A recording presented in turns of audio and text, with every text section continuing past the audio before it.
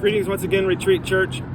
You know, when our levels of entitlement increase, our levels of gratitude and thanksgiving decrease.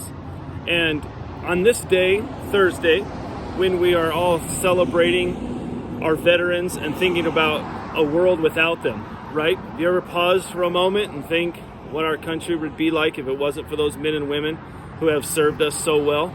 I mean, the fact that I'm able to stand here today and make this video and talk about Jesus and talk about the Bible free from any sort of danger is because of the wonderful men and women that have made that possible. Men and women that I don't even know, and some men and women that I do know. And, you know, I'm not entitled to the things that they did for me and the things that they did for us. I didn't go out and deserve those first, and then that I'd earned those, and now people will go serve me and create a country where I can do the things that I do.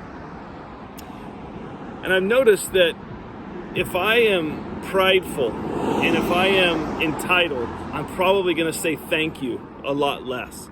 When I'm angry, when I'm bitter, when I'm concentrating on the things that I don't have, then maybe I'm going to say thank you less. And so I want us to dream and pray and create. Now, dreaming and praying is good, but we've got to move in with God and we've got to create an atmosphere where thanksgiving is elevated and our levels of entitlement and selfishness are decreased. And some of the people that we celebrate today have shown kind of what Paul the Apostle's friends showed. At the end of majority of Paul's letters, he talked about how he was thankful for the people that served him and the people that went beyond what was expected of them. And go back and read some of Paul's letters and see the people and the reasons for which he was thankful. Just a couple of those are this, that I think we can start saying thank you for today. It is this, to say thank you to those that don't grow weary of doing good. That when they're tired, they just keep serving. They just keep giving. You know, I think every one of our veterans, I think they served when they were tired, right? Maybe they might even be the extreme of this quality of I'm exhausted and I'm tired and my body can't go on anymore and I can't do anymore. But yet, those that have served our country, they just kept going. They just kept serving. They kept pouring out.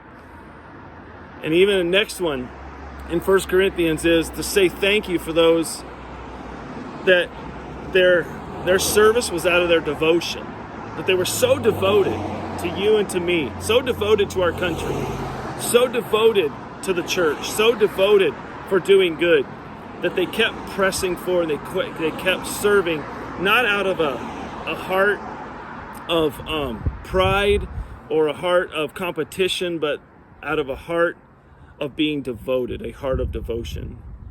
And then a third one in Philippians, where Paul, at the end of his letter, when he talks and he says, hey, thank you for sharing in my trouble. That's a big one, isn't it?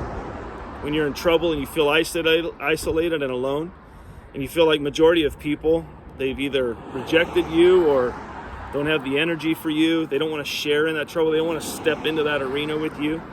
But Paul makes mention of those folks that have shared in trouble. And when I think of veterans, I think of men and women that have joined together and have shared in each other's trouble. And as they have shared in each other's trouble, that just creates these bonds and these relationships and these friendships. I don't know what those are like. I'm not a veteran myself.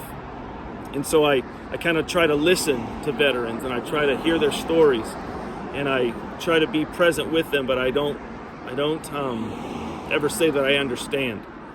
But they've gone into foreign lands and they've been in war together and battled together and they've served and they've shared in each other's trouble. They don't even need to explain it to one another. They could just be there and get that fellowship and that understanding.